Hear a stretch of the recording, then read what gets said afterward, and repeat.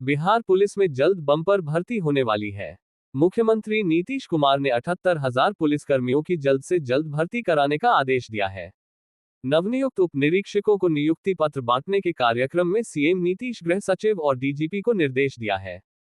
मुख्यमंत्री नीतीश कुमार ने सोमवार को गृह सचिव अरविंद चौधरी और बिहार के पुलिस महानिदेशक डीजीपी आलोक राज से 78,000 पुलिसकर्मियों की जल्द से जल्द भर्ती कराने का आदेश दिया है। साथ ही लंबित भर्ती को निपटाने की प्रक्रिया में तेजी लाने को कहा है। 442 महिलाओं और 3 किन्नरों समेत 1239 नवनियुक्त उप निरीक्षकों को नियुक्ति पत्र बांटने के कार्यक्रम में सीएम नीतीश कुमार बोल रहे थे। उन्होंने कहा कि 7 निश्चय के तहत 10 लाख नौकरियां और 10 लाख रोजगार देने की घोषणा की गई थी और अब तक 7.16 लाख नौकरियों के अलावा 24 लाख रोजगार युवाओं को उपलब्ध कराया जा चुका है। अब लक्ष्य 12 लाख नौकरियां देने का है। सभी के प्रयासों और केंद्र की भरपूर सहायता से बिहार समृद्ध हो रहा है। सीएम ने कहा कि पुलिस में शेष रिक्तियों को भरने की प्रक्रिया अगले 6 महीनों में पूरी की जानी चाहिए। 2005 में पुलिस बल की ताकत सिर्फ 42,000 थी।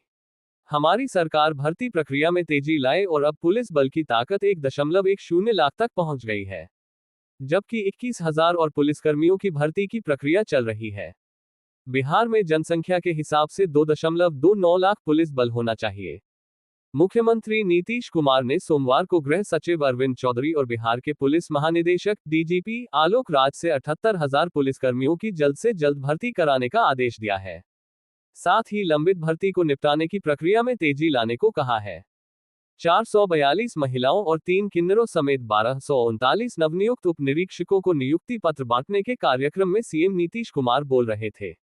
उन्होंने कहा कि 7 निश्चय के तहत 10 लाख नौकरियां और 10 लाख रोजगार देने की घोषणा की गई थी और अब तक 7.16 लाख नौकरियों के अलावा 24 लाख रोजगार युवाओं को उपलब्ध कराया जा चुका है।